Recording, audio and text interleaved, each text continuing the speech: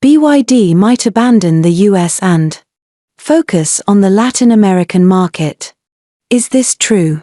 Facing various challenges and restrictions in the US market, Chinese new energy vehicle companies are considering shifting their focus to the Latin American market. Companies like BYD are gradually eating into Tesla's global market share with their affordable prices, technological innovation, and flexible market strategies. However, whether this shift can bring lasting success and its impact on the development of the US and global new energy vehicle industry remain pressing questions. Through today's video, I'm delighted to discuss and explore the following topics with the audience. 1. Does the choice of Chinese new energy vehicle companies to shift towards the Latin American market imply a loss of confidence in the US market? What impact might this strategic shift have on their competitive position in the global market? 2. Considering the demand for affordable prices and technological innovation in the Latin American market, how will Chinese automakers adjust their product and marketing strategies to meet the needs of local consumers? 3. As Chinese automakers expand into the Latin American market, will the US government and automotive industry take measures to restrict their growth in the region? What potential trade conflicts might arise from this? Dear viewers, welcome to our channel. BYD, a pioneer in the Chinese new energy vehicle industry, surpassed Tesla with its outstanding performance in 2023, claiming the top spot in the global electric vehicle market. In 2024, BYD continues to consolidate its market leadership position, with first-quarter sales of environmentally friendly vehicles reaching 626,263 units, a 13% increase from the same period last year. In contrast, Tesla's performance during the same period this year was slightly inferior, with sales of 449,080 units, not only failing to maintain growth momentum but also experiencing a decline and slowdown in growth. Faced with this challenge, Tesla CEO Elon Musk has made 3 important decisions. First, to further expand production capacity, planning to establish more gigafactories in countries such as the United States, Mexico, and India to meet the growing global market demand. Second, to reaffirm the commitment to produce more affordable electric vehicles, focusing on developing low-cost models like the Model 2 to attract more consumers in emerging markets, with an expected price of $25,000 or lower. Third, to fully promote the autonomous taxi project, aiming to change the way people travel through autonomous driving technology and open up new sources of revenue. However, analysts generally believe that Tesla's goals, especially launching low-cost models and increasing sales, will face significant challenges, especially considering its dependence on the Chinese supply chain, particularly for key components such as batteries. Meanwhile, as Tesla's growth rate slows down, BYD, this emerging market leader, is putting unprecedented pressure on Western car companies, reshaping the competitive landscape of the global electric vehicle industry. During Janet Yellen's visit to China, the US media paid great attention to China's development in the field of clean energy. In particular, during Yellen's stay, the media continuously focused on the theme of overcapacity in China, putting pressure on China, which has caused dissatisfaction among many industry insiders. Some analysts point out that in the face of potential stricter restrictions, Chinese companies such as BYD may consider abandoning the US market and turning their attention to other regions such as Latin America. If this trend becomes a reality, it may have adverse effects on the US electric vehicle industry and its competitiveness in the field of clean energy. Yellen's mention of overcapacity is essentially about the price competitiveness of Chinese cars. Due to their low prices, Chinese cars pose a challenge to the US domestic car industry. The reason Chinese cars are affordable is partly due to government subsidies, relatively reasonable worker wages, and large-scale expansion of production capacity. Americans blame China for the automotive industry issue, but US media believe this violates economic principles. The article points out that US protectionist measures hindering the export of Chinese new energy products not only violate the theory of comparative advantage but also harm global climate response and green transformation. On the one hand, the US criticizes China for overcapacity, while on the other hand, it adopts protection measures, refusing imports and generating trade deficits with China.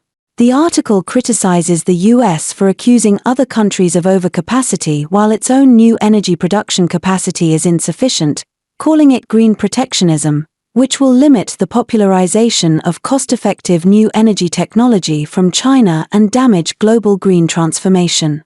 The withdrawal of Chinese companies like BYD from the US market is not surprising to US media because China aims to occupy 60% of the global sales volume and does not rely on the US market.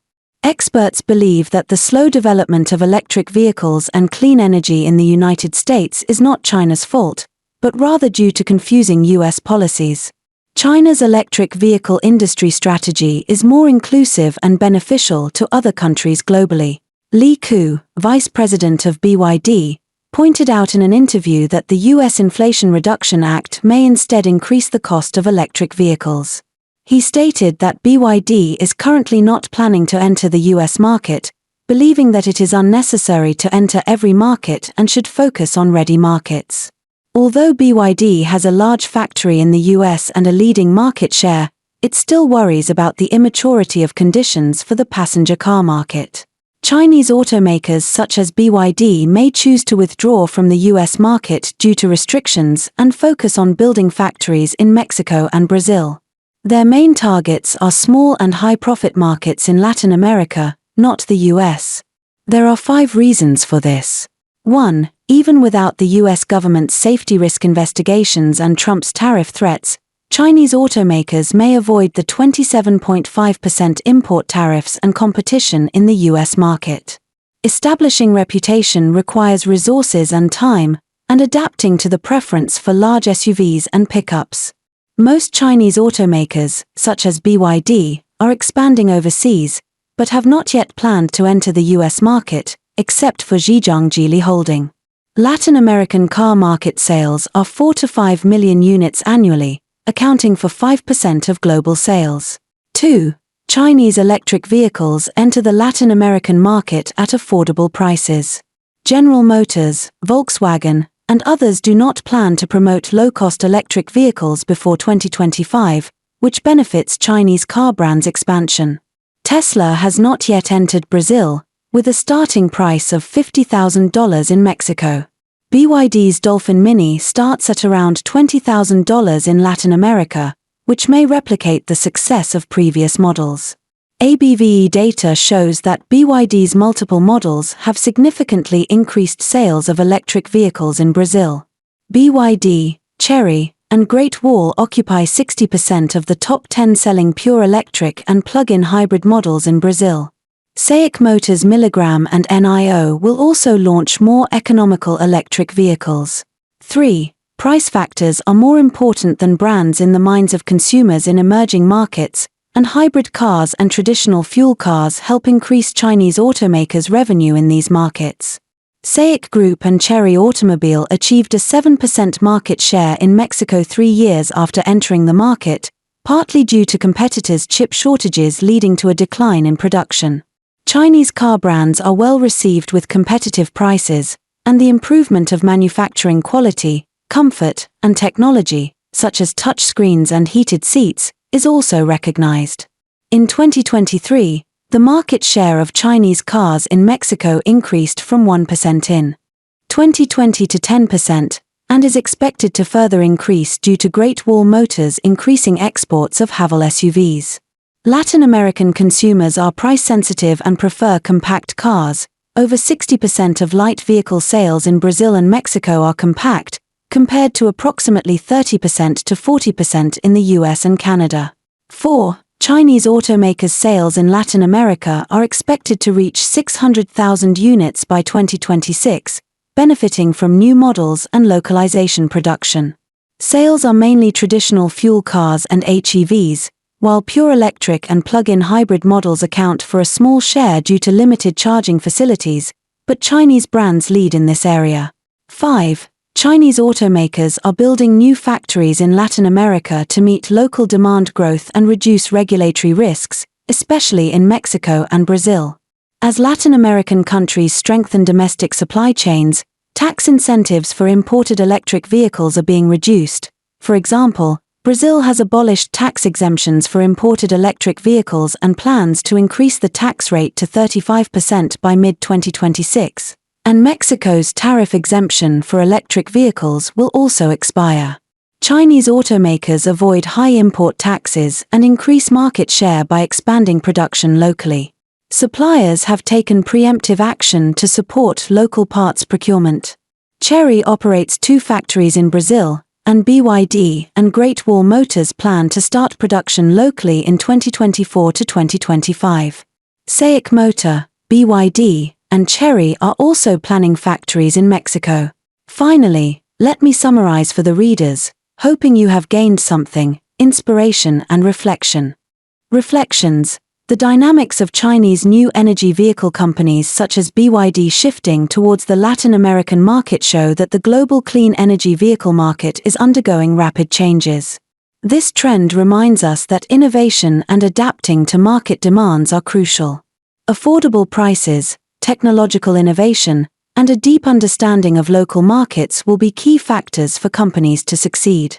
At the same time, international trade policies and geopolitical factors will also affect the automotive industry landscape, requiring companies to remain flexible in their responses. However, I am concerned about the countermeasures that the US government and the automotive industry may take. Excessive protectionist measures may escalate trade frictions and be detrimental to the development of the global new energy vehicle industry. I suggest that governments around the world should adopt an open and cooperative attitude to jointly promote the development of clean energy vehicle technology and make greater contributions to global environmental sustainability. Meanwhile, companies should enhance international cooperation to jointly address challenges and seek a more inclusive and sustainable development path. Furthermore, China also needs to pay attention to the restrictive measures that the US government and the automotive industry may take and the potential trade conflicts that may arise. If the United States adopts stricter trade policies, it may negatively impact the export of Chinese new energy vehicle companies. Therefore, companies need to prepare in advance, such as finding new supply chain partners or establishing production bases in Latin America. The decision of Chinese new energy vehicle companies to shift towards the Latin American market in the face of challenges and restrictions in the US market is a wise decision. This strategic shift will not only help companies expand into new markets but also enhance their competitiveness in the global market. However, companies also need to overcome various challenges in entering new markets, including adjusting product and marketing strategies, as well as potential trade conflicts. Only with thorough preparation and strategic planning can they succeed on the new battlefield. That's all for today's video. Stay tuned for the next exciting content. Goodbye.